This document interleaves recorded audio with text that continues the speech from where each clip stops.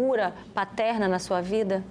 Sim, eu acho que por muito tempo, todas as figuras masculinas que passavam pela minha vida, seja amigo da minha mãe, alguém assim que estava ali no vínculo de família, né? Eu meio que trazia aquilo pra mim como, caraca, eu acho que essa pessoa pode ser meu pai e tal. E você sempre tem essa visão, né? E por muito tempo eu criei vários vínculos assim durante a minha adolescência, enfim. Mas hoje em dia minha mãe, ela se casou e o meu padrasto, eu chamo ele de pai. E não tem discussão, eu chamo ele de pai, sim, e ele faz esse papel, né, digamos assim. Assim também com o meu irmão, que o meu irmão, nós somos filhos de pais diferentes, da mesma mãe, e ele também não foi presenteado com a presença do pai dele. E que também foi algo que me machucou muito, porque eu passei por tudo isso e eu vi se repetir. Entende? Então, quando você vê isso se repetir, é muito mais doloroso, porque você vê de fora.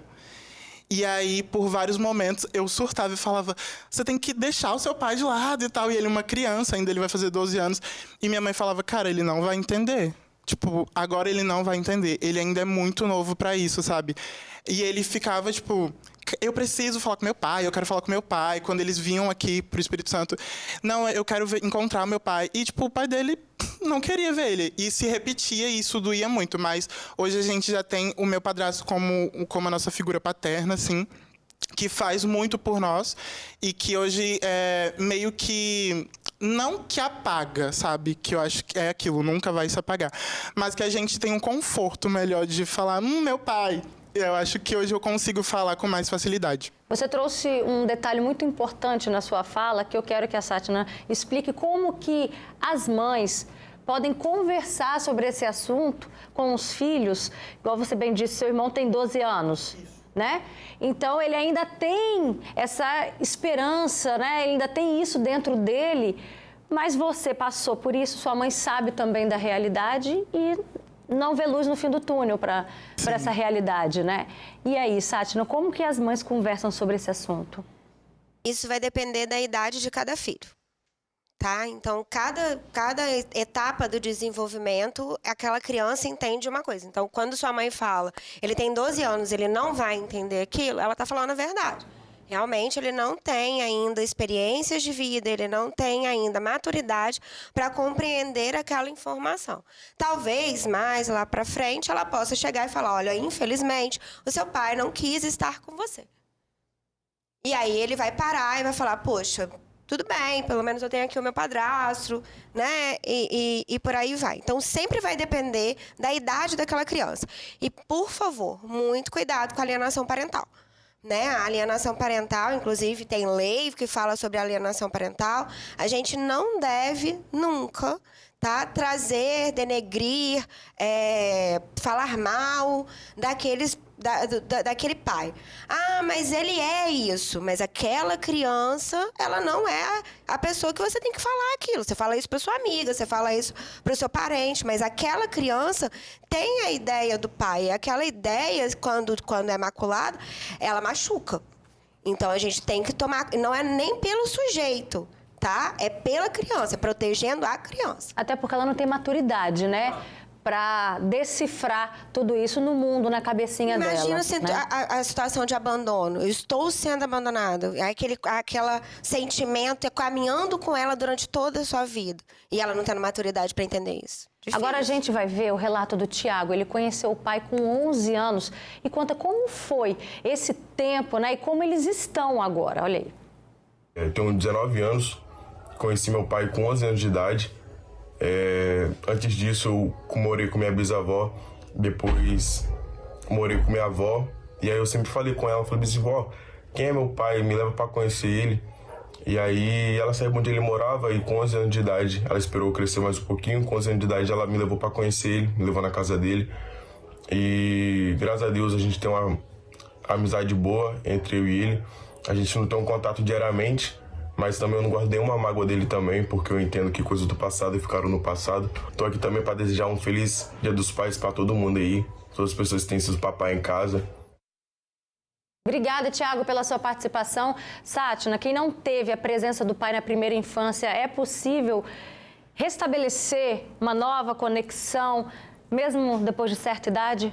Sim, é possível. É como o Tiago, né? O Isso. Tiago falou, ele entende, conversa, senta, amadurece a situação, entende os motivos. Às vezes teve motivo para não estar ali, às vezes foi influenciado a não estar ali, e a gente pode conseguir tentar fazer esse reencontro. Dá para fazer. Olha o comentário da Érica Rod aqui no nosso Facebook. Eu tenho um pai comigo desde quando eu nasci, mas nunca tive um amor e carinho de pai. Isso que dói mais no coração. Já com o meu irmão e todo o carinho do mundo, mas achei no meu tio o pai, né? Que é mais que pai. Acho que ele tá...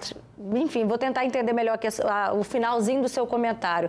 Ela disse, pai tio Hudson, melhor tio e pai do mundo. E isso traz um alerta, principalmente, que a gente até tocou nesse assunto aqui no início do programa, que muitos pais, hoje a gente vê muitas famílias com os pais separados. E aí a gente vê o pai, muitas das vezes, pegando nos finais de semana, conforme determinação do juiz. E a gente sabe que perde um pouco também daquela vivência, né? Que foi o caso aqui da Érica. Ela tem o pai, a presença física, mas não tem a presença, muitas das vezes, afetiva, que a gente sabe que pode também trazer consequências, né, Sátina? Sim, inclusive no direito, dentro da psicologia jurídica e dentro do direito das famílias, a gente tem uma ação chamada ação por dano moral por abandono afetivo. Mas é difícil cobrar afeto. Amor. Como que você cobra amor? Como? Se sai de dentro da pessoa. Né? E isso é difícil. Inclusive, dentro dos processos, né, judiciais que a gente atua como perito, nós percebemos uma situação muito complexa. Então, por exemplo, o pai não pega a criança no final de semana.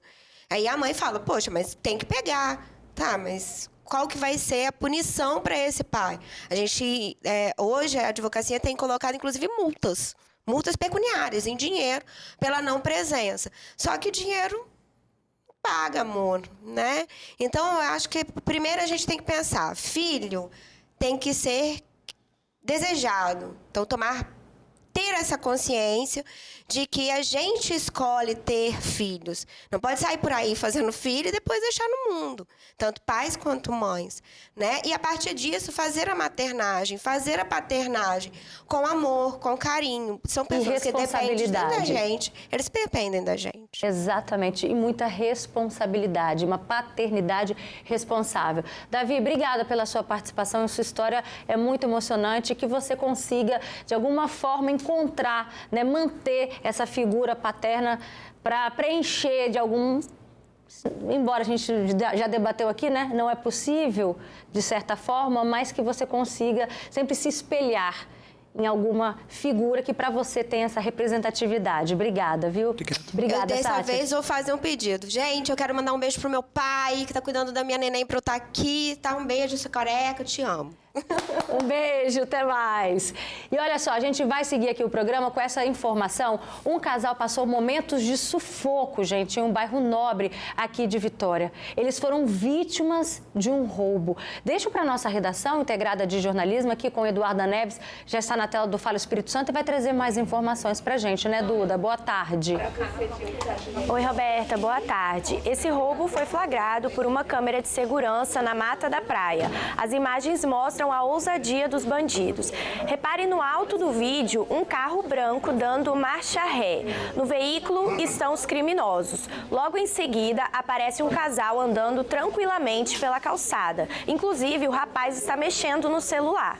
Ao passarem pelo automóvel, um criminoso anuncia o assalto e o casal corre. O veículo, então, arranca em direção às vítimas. Para a polícia militar, o casal relatou que quem estava na direção do carro era uma mulher que também era vítima dos bandidos. Agora, a gente muda um pouco de assunto. O motorista passou aperto na manhã de hoje em Jardim da Penha. Por conta de um vazamento de água, uma rua ficou totalmente alagada. Sem conseguir enxergar por onde passava, esse motorista ele acabou caindo em uma cratera que se abriu por conta desse vazamento. A frente do carro ficou bastante danificada. A Cesan acredita que o problema foi causado pelo rompimento de uma adutora. A reportagem completa completa tá lá no Folha Vitória, Roberta. Eu vi hoje de manhã com o Eduardo Santos essa reportagem e assim, é uma cena que chamou bastante atenção. Obrigada, viu, Duda? A gente espera que ele não tenha tido nenhum prejuízo pesado, né? Porque não foi bonito não que eu vi. Obrigada, Duda. E agora bora voltar a falar do Dia dos Pais. Você participa de todos os